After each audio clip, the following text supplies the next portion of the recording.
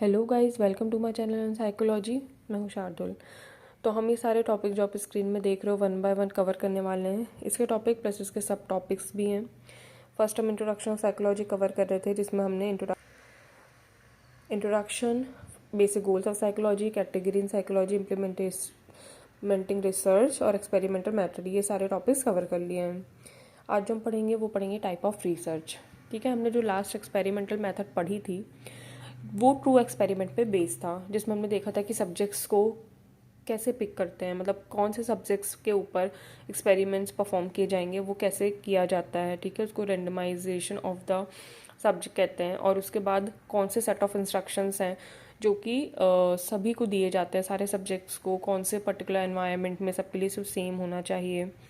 और जो बायस होते हैं वो पढ़ा था, डिपेंडेंट वेरिएबल पढ़ा था। तो ऐसे बहुत सारी चीज़ें हमने उसमें पढ़ी थी, लेकिन कुछ बेसिक रिसर्च भी होती हैं जो कि हम आज देखेंगे। तो एक फर्स्ट वन है नेचुरलिस्टिक ऑब्जर्वेशन। जैसे कि आपको नाम से पता चल रहा है, जो हमारा नेचुरल ऑब्जर्वेशन होता है वो होता है नेचुरलिस्टिक ऑब्जर्वेशन। ठीक है, इसमें क्या रहता है, जैसे कोई भी ह्यूमन रहता है वो नेचुरली कोई भी चीज़ को ऑब्जर्व करता है। ठीक है, नेचुरल एनवायरनमेंट में।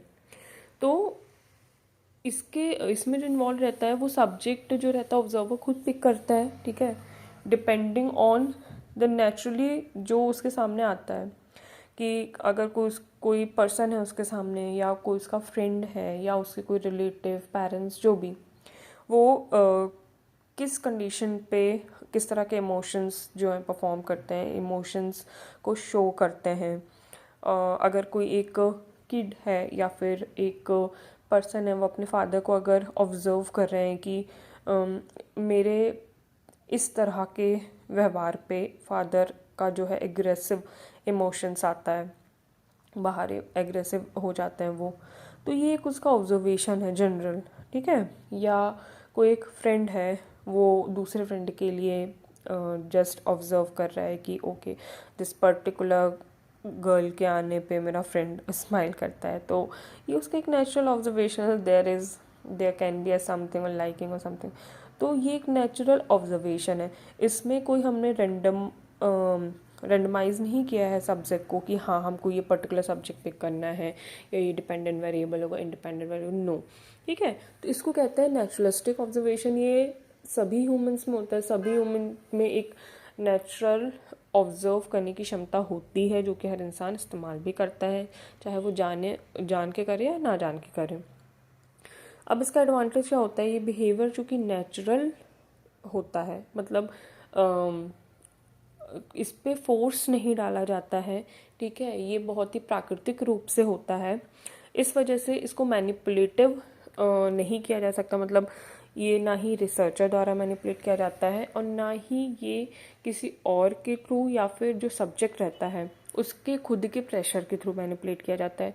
क्योंकि इस वाले केस में सब्जेक्ट को खुद नहीं पता होता कि उसे ऑब्जर्व किया जा रहा है। जैसे अगर हम एक्सपेरिमेंटल मेथड में देखें, तो सब्जेक्ट जब एक्सपेरिमेंट परफॉर्म कर रहा होता है, तब रिसर्चर या फिर जो एक्सपेरिमेंट परफॉर्म करवाता है वो उसे ऑब्जर्व कर रहा होता है, और ये बात सब्जेक्ट को पता होती है।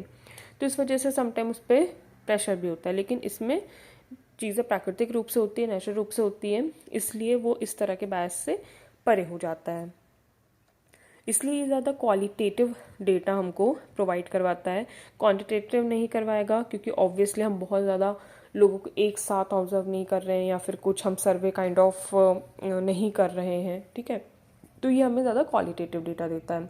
लेकिन हर चीज़ की अब लिमिटेशंस भी है। लिमिटेशन इसमें क्या है कि जो अदर चीज़ों की प्रेजेंस है, वो जो बिहेवियर है सब्जेक्ट का उसको ऑल्टर कर सकती है। भले ही रिसर्चर का उस पर प्रभाव ना हो, लेकिन अदर एनवायरमेंटल चीज़ों का प्रभाव जो है वो सब्जेक्ट्स पे होता है। ठीक है, प्लस रिसर्चर का जो खुद का बिलीव है, जैसे कि फॉर एग्जांपल के लिए मैं आपको बता रही हूँ। ठीक है, डोंट टेक अदरवाइज। ठीक है, अगर एक क्लासरूम है, ठीक है, क्लासरूम में एक गर्ल है, दो बॉय हैं, ऑब्जर्व कर रहे हैं कि फर्स्ट पीरियड में टीचर आते साथ ही गर्ल स्माइल करने लगती है। ठीक है, ज़्यादा स्माइल करती है।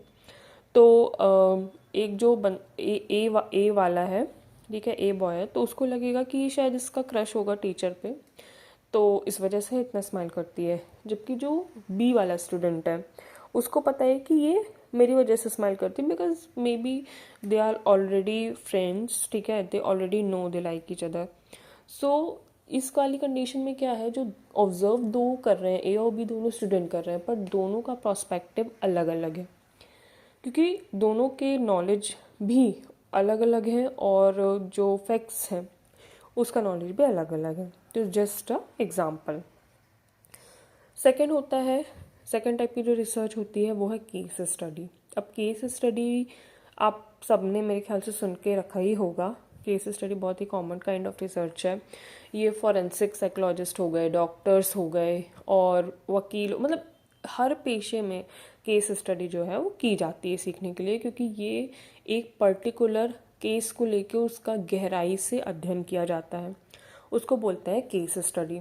उसके हर प्रॉस्पेक्ट को देखा जाता है, उसके हर पीरियड ऑफ टाइम में क्या क्या चीज़ें हैं, हर ऑब्जर्वेशंस को पास से देखा जाता है कि क्या चीज़ें। इसमें अगर हम साइकोलॉजी की बात करें, साइकोलॉजिस्ट की बात करें, तो इसमें बहुत सारी साइकोलॉजिकल टेस्टिंग इन्वॉल्व रहती है, इंटरव्यू इन्वॉल्व रहते हैं। जो पर्टिकुलर इंसान पे केस स्टडी की जा रही है उस पे तो रहते ही हैं, उससे रिलेटेड अदर लोगों पे भी केसेस, इंटरव्यूज़ उनके साथ भी इन्वॉल्व रहते हैं, ठीक है। कई सारे treatment, observation, period of time में कई सारी चीज़ें जो हैं, और स्पेशली फॉर अ पर्सन, क्योंकि साइकोलॉजी एक ऐसा सब्जेक्ट है जिसमें एक्सपेरिमेंट भी एक ह्यूमन पे होता है, और ह्यूमन बहुत अनप्रडिक्टेबल होते हैं। ये भी पॉसिबिलिटीज़ है कि एक ह्यूमन जिस तरीके की चीज़ें कर रहा है वो अदर ह्यूमन ना भी करे, ठीक है। तो इसका कोई फिक्स्ड रूल नहीं है, लेकिन एक केस स्टडी पकड़ के उसको डीप में स्टडी करना, उसके हर पर्सपेक्टिव को समझना, उसके हर पहलू को जानना और समझना, उसको बोलते हैं केस स्टडी। अब इसका एडवांटेज ये रहता है क्योंकि हम किसी भी चीज़ को जब इतना डीप में समझते हैं, हम एक इंसान के बारे में रिसर्च कर रहे हैं, मान लो जो फॉरेंसिक साइकोलॉजिस्ट है, ठीक है, वो किसी सीरियल किलर, एक पर्टिकुलर सीरियल किलर है उसके बारे में रिसर्च कर रहा है, वो किस तरह से किसी का कत्ल करता है, वो कौन सा स्टाइल अपनाता है, वो क्या सबूत छोड़ता है, या उसके पीछे की क्या थॉट प्रोसेस रहती है जब उसके बारे में, और कितने टाइम बाद वो अपना अगला शिकार करता है। तो ऐसे जब वो एक को पकड़कर इतना डीप में स्टडी करते तो ऑब्वियसली हमको बहुत ज़्यादा इंफॉर्मेशन मिलती है, वृहद जिसको हिंदी में बोलते हैं, बहुत ज़्यादा अमाउंट में इंफॉर्मेशन मिलती है हमको, क्वालिटेटिव भी मिलती है और क्वांटिटेटिव भी मिलती है। तो ये हमारी बेहतर अंडरस्टैंडिंग के लिए ज़रूरी रहता है। केस को हम बहुत अच्छे से समझ सकते हैं और उससे रिजल्ट निकाल सकते हैं, क्योंकि हम उसको इतना डीप में स्टडी करते हैं, हमारे पास इतनी ज़्यादा इन्फॉर्मेशन रहती है। अब इसकी लिमिटेशन भी है। लिमिटेशन ये है कि ऑब्वियसली अगर हम एक पर्सन को लेकर कर रहे हैं, ज़रूरी नहीं है कि वो जो हमको रिजल्ट उससे मिला है वो बाकी सब पे भी अप्लाई हो सकता है कि जो एक पर्सन जिस तरीके से चीज़ें परफॉर्म कर रहा है, जो उसका रिजल्ट निकल के आ रहा है, जो उसके पीछे का थॉट प्रोसेस है, वो किसी और पे अप्लाई ना हो, स्पेशली ना ह्यूमन, क्योंकि humans are very unique in their own way, ठीक है। और ये बहुत टाइम कंज्यूमिंग भी होती है, क्योंकि ऑब्वियसली ये बहुत लंबे समय तक हम एक केस के हर पहलू को जब जानते हैं तो ये बहुत ज़्यादा टाइम लेती है। इसमें बहुत सारी स्पेसिफिक टेक्निक्स रहती हैं, रिसर्च बायस वगैरह सब कुछ इंक्लूड होते हैं, ठीक है। फिर आता है सर्वे। सर्वे आप लोगों को सबको पता होगा, अभी इलेक्शंस आने वाले हैं तो सर्वे होंगे, पोल होंगे, कौन जीतेगा, कौन सी पार्टी जीतेगी। तो बस वही है सर्वे। कॉलेज भी सर्वे करवाते हैं, स्टूडेंट्स खुद सर्वे करवाते हैं, है ना। तो इसमें क्या रहता है, बहुत सारे लोगों से, मतलब इसमें क्वांटिटेटिव डेटा हमें ज़्यादा मिलता है, नंबर ऑफ पीपल, बहुत सारे लोगों से पर्टिकुलर चीज़ के बारे में जानकारी प्राप्त करना, उसको हम सर्वे कहते हैं, ठीक है। इसमें जैसे न्यूज़ वगैरह हो गया, ठीक है, लोगों से ओपिनियंस कलेक्ट करना, प्रेसिडेंट वगैरह के इलेक्शन से, जैसे मैंने अभी कहा आपसे, ठीक है, तो वही चीज़ सर्वे कहलाती है। अब इसका एडवांटेज ये है कि हमको बहुत लार्ज अमाउंट ऑफ इंफॉर्मेशन मिल जाती है बहुत कम पीरियड ऑफ टाइम में। जैसे हम ऑनलाइन सर्वे करवाते हैं, ऑनलाइन सर्वे में हमको 1 आवर या 2 आवर और 1 डे में ही हमको मिलियंस ट्रिलियंस डेटा भी मिल सकता है, राइट। और आजकल तो ऐसे ट्विटर वगैरह पे या इंस्टाग्राम पे या फिर लाइक दिस प्लेटफॉर्म्स जो हैं उसमें बहुत जल्दी डेटा मिलता है और बहुत लार्ज अमाउंट में मिल जाता है। लेकिन इसकी लिमिटेशंस क्या है? जो हम सर्वे करवा रहे हैं, मान लो हमने इंटरनेट से ही करवाया, ठीक है, ज़रूरी नहीं है कि सारा डेटा ट्रू हो, कुछ फ्रॉड्स भी हो सकते हैं।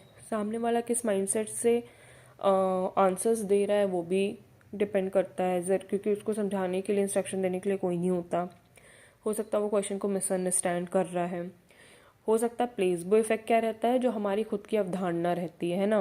अब हमने पूछा कि जिन्होंने अच्छा काम किया है तो कौन सी पार्टी जीती, कि पार्टी ए पार्टी बी। अब कोई कट्टर पार्टी ए का समर्थक है तो वो बिना किसी सेकंड थॉट के पार्टी ए का ही जवाब देगा। तो इस तरीके से, या फिर क्वेश्चन किस तरीके से पूछे गए हैं, ये सारी चीज़ें जो है वो सर्वे को अफेक्ट करती हैं। फिर आती है कोरिलेशनल स्टडीज़। ये भी एक टाइप ऑफ रिसर्च है, ठीक है। और जैसे आपको पता ही चल रहा है, कोरिलेशन का मतलब होता है कि आपस में किसी भी दो एक्सपेक्ट के बीच में रिलेशन को फाइंड करना, ठीक है। या रिलेशन कैसा है, मान लो एक कोई भी चीज़ है, थिंग ए थिंग बी, उसके बीच में क्या रिलेशन है, वो कितना स्ट्रॉन्ग है, किस किस चीज़ों पे डिपेंड कर रहा है, ये सारी चीज़ें जो रहती हैं वो कहलाती है कोरिलेशनल स्टडी। जैसे हम ह्यूमन के केस में देख लें कि सन और फादर का है, राइट। तो अब सन और फादर के बीच में जो रिलेशनशिप है वो किस तरीके से ग्रो होता है, कौन कौन से जो पैरामीटर्स हैं वो अफेक्ट करते हैं, वो किस समय स्ट्रांग होता है, किस समय वीक होता है, कौन कौन से और चीज़ें हैं एनवायरमेंटल जो उस पर इफ़ेक्ट डालती हैं, ये सारी चीज़ें हम स्टडी करते हैं। उसके एडवांटेजेस क्या होते हैं? ऑब्वियसली हमको स्ट्रेंथ ऑफ रिलेशनशिप पता चलती है, ठीक है, क्योंकि इस तरीके से हम ईज़िली फाइंड आउट कर सकते हैं उस रिलेशनशिप के बारे में और उसको बेहतर समझ सकते हैं।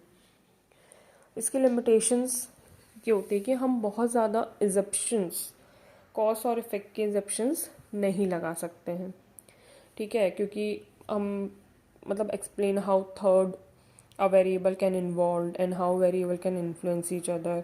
तो हम ये सारी चीज़ बहुत ज़्यादा नहीं लगा सकते हैं, क्योंकि हम आपस में कोरिलेशन मतलब जो एक इंसान जो दूसरे पे डिपेंड है उसके बारे में हम स्टडी करते हैं, ठीक है, दो लोगों के बीच के रिलेशन को। तो हम थर्ड के ऊपर बहुत ज़्यादा एक्सप्लेन नहीं कर सकते कि थर्ड वेरिएबल किस तरीके से अदर टू वेरिएबल्स को इफ़ेक्ट कर रहा है। फिर आता है साइकोलॉजिकल टेस्टिंग, जो कि वैसे भी हमने पढ़ा ही है, एक्सपेरिमेंटल वही चीज़ है, एक्सपेरिमेंटल मेथड ही साइकोलॉजिकल टेस्टिंग है, ठीक है। इसमें हम ग्रुप या फिर इंडिविजुअल में टेस्ट वगैरह कंडक्ट कराते हैं और इन्फॉर्मेशन को गैदर करते हैं। ये ज़्यादा एक्यूरेट होते हैं, ऑफ कोर्स, है ना, ये स्टैंडर्डाइज होते हैं, रिलायबल होते हैं और उनके रिज़ल्ट भी वैलिड होते हैं। ये बहुत पर्टिकुलर एनवायरनमेंट में किए जाते हैं। और इसका जो डेटा, जैसे हम एम्प्लॉय वगैरह का डेटा देखते हैं किसी कंपनी में, तो उसका एक पूरा प्रोसीजर होता है, लाइक सीवी होता है, उसका एक फॉर्मेट होता है, वो जाता है जाके पास, उसके बाद वो स्टडी होता है, फिर लाइक दिस, है ना। तो इसके लिमिटेशंस भी रहते हैं कुछ।